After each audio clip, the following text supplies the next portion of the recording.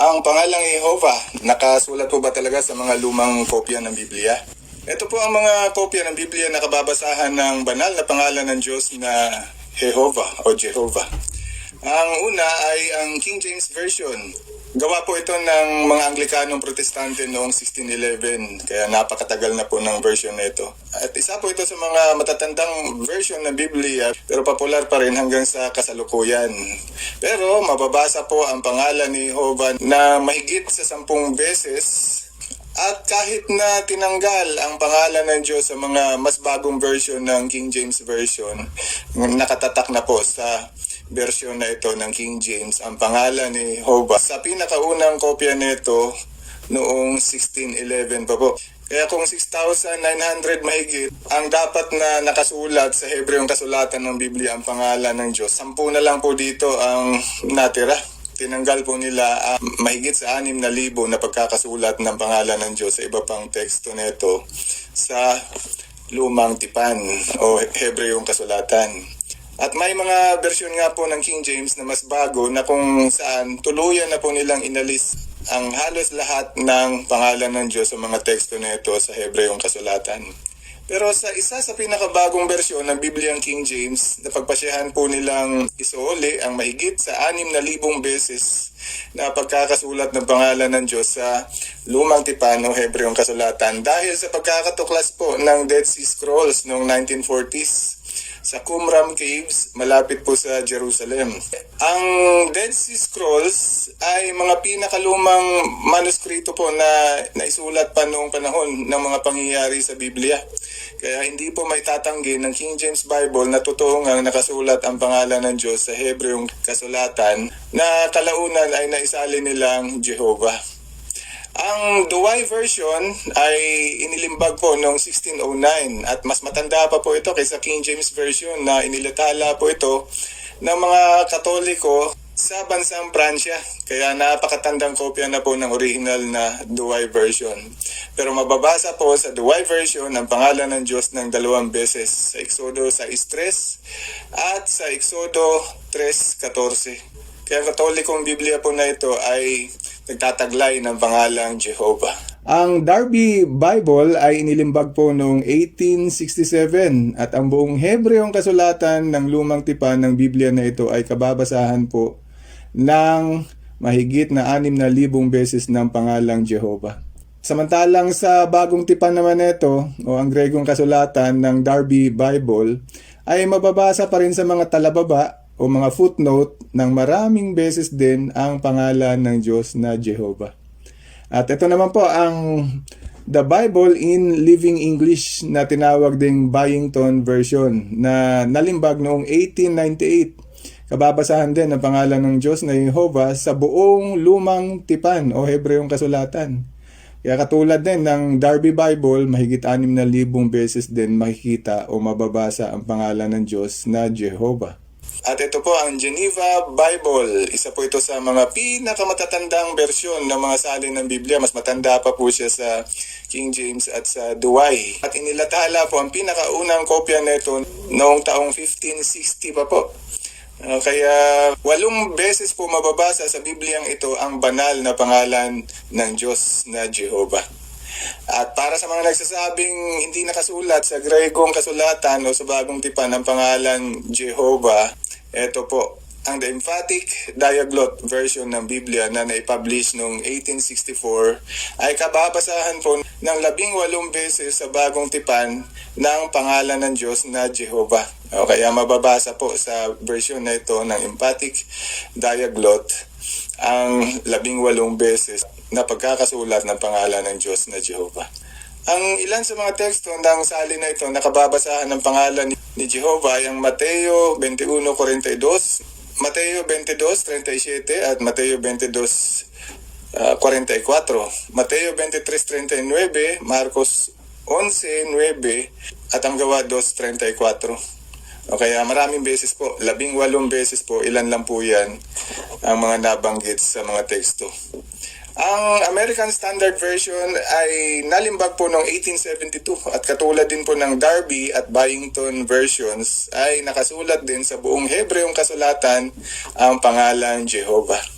Ang The New English Bible noong 1961 ng Oxford University Press ay kababasahan po ng pangalan Jehovah ng mga 6 na beses.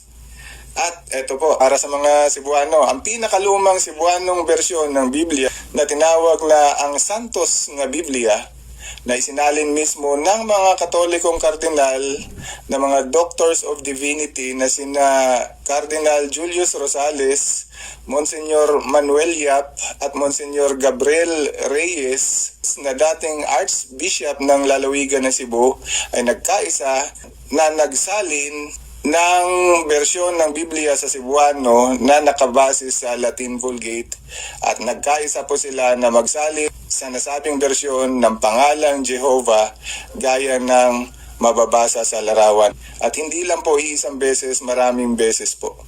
Ilan lamang po ito sa mahigit na 100 na mga lumang salin ng Biblia na kababasahan ng banal na pangalan ng Diyos na Jehovah. Kaya kung ganun pala kadami ang mga salin ng Biblia na nagtataglay ng pangalan ng Diyos, ay hindi po kayo dapat mag-focus sa isang salin lang ng Biblia na hindi naman kababasahan ng pangalan ng Diyos. At pagkatapos ay gagawa ka ng konklusyon na wala sa Biblia ang pangalan ng Diyos na Jehovah. Kaya ang mga nagsasabing mga saksi ni Jehovah lamang ang nag-imbento ng pangalang Jehovah, mag-isip na po kayo. Kung ang binabasa mong Biblia sa ngayon ay wala ang pangalan ng Diyos, wala ang Jehovah, ibig pong sabihin dinuktor na salin na lang po ang nababasa niyong Biblia. Mga salin ng mga taong ayaw gumamit ng pangalang Jehovah dahil sa makasariling pakinabang. At wala pong pakialam kung ano talaga ang katotohanan. Siyempre, kung isa kang pastor na relihiyon na nagtuturo na si Jesus ang Diyos, ay malamang itatago mo nga si Jehovah upang magmukhang walang Jehovah at magmukhang si Jesus ang siyang makapangyarihan sa lahat sa halip na si Jehovah. Baka kasi malaman ng mga membro na may nakasulat talaga ang Jehovah sa Biblia, kaya tinigil po nila ang pagsusulat ng pangalan ng Diyos sa Biblia. Pinalitan po ng mga titulo gaya ng Panginoon at Diyos. Baka kasi lumipat sila sa mga saksi ni Jehovah. Pero ang totoo, kung hindi mo mababasa ang pangalang Jehovah sa iyong kopya ng Biblia, basahin niyo po ang preface o ang patiunang salaysay. Malapit lang po yan sa cover na inyong Biblia. Ang mababasa po dyan sa preface na inaamin ng mga publishers na inalis nila ang pangalan ng Diyos na Jehovah at pinalitan po ng mga titulong Panginoon at Diyos dahil sinunod daw po nila ang nakaugaliang pag-aalis ng pangalan ng Diyos sa karamihang mga salin. Ano po ang mahalagang punto? Dahil inamin nga nila sa preface na inalis nila ang pangalan ng Diyos, o kaya meron po talagang nakasulat dati. Wala naman po silang aalisin kung walang umiral na dati, wala nakasulat na dati. At dapat nga na nakasulat ang pangalan ng Diyos mula sa salita ng Diyos, pero inalis lang ng tao. Kaya ang Biblia na hawak mo sa ngayon na walang Jehovah ay hindi na po purong salita ng Diyos, kundi naging salita na lang po ng tao. Dahil nga sa pagtatanggal nila sa pangalan ng Diyos, napakasamang gawain po niyan. At nabiktima lang po ang mga mambabasa na akala nga nila ay walang Jehovah dahil wala nga nakasulat na Jehovah sa Bibliang binabasa nila. Isipin niyo po, libo-libong beses pala na pinasulat ng Diyos ang kanyang pangalan sa kanyang salita. At pagkatapos ay libo-libong beses mo rin buburahin at papalitan lang ng mga titulo. Isipin niyo kung lahat ng mga magsasalin ng Biblia noon nagpa-impluwensya pa sa masamang gawain na ito ng pag-aalis ng pangalan ng Diyos, edi lahat na ng mga bagong Biblia ay wala na ring mababasang Jehovah. Kaya ano po ang posibleng mangyari sa inaharap? Paglipas ng mahabang panahon, lalo pong mababaon sa limot ang banal na pangalan ng Diyos. Hindi na makikilala si Jehovah dahil wala nga nakasulat na Jehovah sa banal na kasulatan.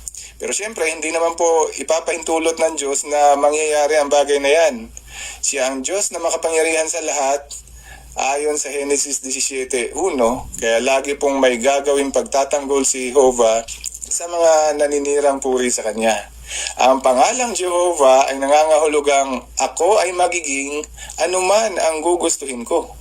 Kaya hindi po magtatagumpay ang mga kaaway ng katotohanan. Lagi pong mananaig ang kalooban ni Jehovah na malaman ng tao ang kanyang tunay at personal na pangalan. Siguradong ayaw po ng Diyos ang ginagawang kampanya ng tao laban sa kanyang banal na pangalan. Dahil mababasa po natin sa awit 83:18, malaman nawa ng mga tao na ikaw na ang pangalan ay Jehovah, ikaw lang ang kataas-taasan sa buong lupa. Kaya napakalinaw po ng gusto ng Diyos. Gusto ng Diyos na malaman ng lahat ng tao ang kanyang banal na pangalan, Jehovah.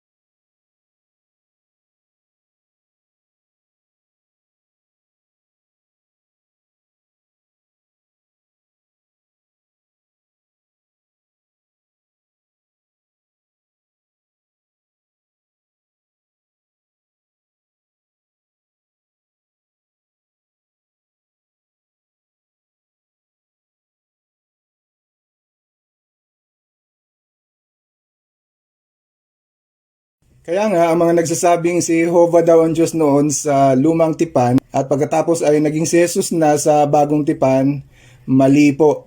Malinaw po na ang ilan sa mga nabanggit na lumang bersyon ng Biblia, gaya ng The Emphatic Diaglott, Darby at iba pa, ay kababasahan din ng pangalang Jehovah kahit sa New Testament. Kaya kung mababasa pala talaga ang pangalan kapwa ni Jesus at ni Jehovah sa mga teksto sa New Testament, abay, napakalinaw po. Magkaibang persona po talaga si Jesus at si Jehovah. Kaya nasabihin ni Jesus na ang kanyang ama ay siya din kanyang Diyos ayon sa Juan 20:17. Malinaw po na si Jehovah ang tinutukoy ni Jesus na kanyang ama at ang kanyang Diyos. At tama naman si Jehovah nang sabihin niya sa Isaiah 44:6, ako ang una at ako ang huli. Walang ibang Diyos bukod sa akin. Kaya naman, tama talaga si Jesus nang sabihin niya sa Mateo 4:10, si Jehovah na yung Diyos ang dapat mong sambahin at siya lamang ang dapat mong paglingkuran. Kaya pag-isipan po ito. Saan po kayo napapabilang sa isyong ito? Sa mga nag-aalis ng pangalan ng Diyos? Mga galit sa pangalang Jehovah? O sa mga nagtatanggol ng pangalan ng nag-iisang tunay na Diyos, si Jehovah?